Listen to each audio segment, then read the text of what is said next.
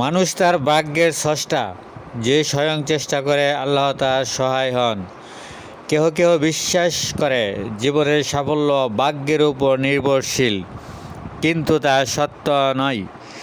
জীবনের প্রতি ক্ষেত্রে সাফল্য অর্জনের জন্য কঠোর পরিশ্রমের প্রয়োজন। আমরা যদি শ্রমবিমুখ হই, তাহলে আমরা আমাদের সৌভাগ্য সৃষ্টি করতে পারি না। আমরা জীবনে উন্নতি করতে পারি না। পরিশ্রম না করিলে কেহ উন্নতি করতে পারে না। বিদ্যাই বলো আর অর্থই বলো, উহা অর্জন করিতে হইলে তোমাদেরকে কঠোর পরিশ্রম করিতে হইবে। যাহারা অলস, তাহারা চিরকাল পশ্চাদে পড়িয়া থাকে। সমাজে যারা উচ্চ স্থান লাভ করিয়াছে, তাহারা সকলে পরিশ্রমী ছিলেন। মনে রাখিবে, পরিশ্রম সৌভাগ্যের প্রস্তুতি। পরিশ্রমের সাথে সময় অমূল্য ধন। সময় ও স্রোত কারো জন্য অপেক্ষা করে না। সময়ের গর্ভসমষ্টি জীবন। বহু লোক সময়ের মূল্য জানে না। তারা জানে না যে সময়ই জীবন। হারানো সময় কখনো ফিরে আসে না। সুতরাং একটু সময় নষ্ট করা উচিত নয়।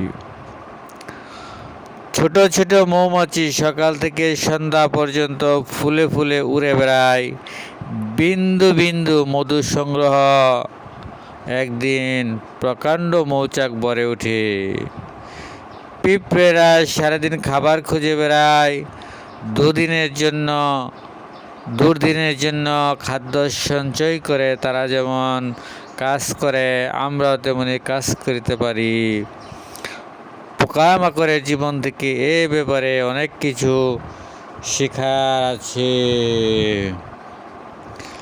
শারীরিক ও মানসিক স্বাস্থ্য বজায় রাখতে হলে প্রতিদিন সকাল ও বিকাল মুক্ত বাতাসে দৌড়াদৌড়ি করা যায়। পায়ে হাঁটা, সাঁতার কাটা ইত্যাদি ব্যায়াম করা উচিত। এতে দেহের অঙ্গপ্রত্যঙ্গ সুষ্ঠুভাবে চালিত হয়, সুগঠিত হয়। এর ফলে রক্ত সঞ্চালন, হৃৎপিণ্ডের ক্রিয়া, হজম শক্তি, দৃষ্টিশক্তি সব কিছু ভালো থাকে। এতে শরীর বলিষ্ঠ ও কর্মক্ষম হয়।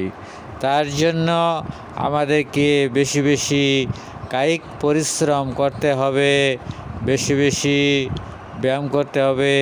তাহলেই তো আমরা সুস্থ থাকতে পারবো। সবাইকে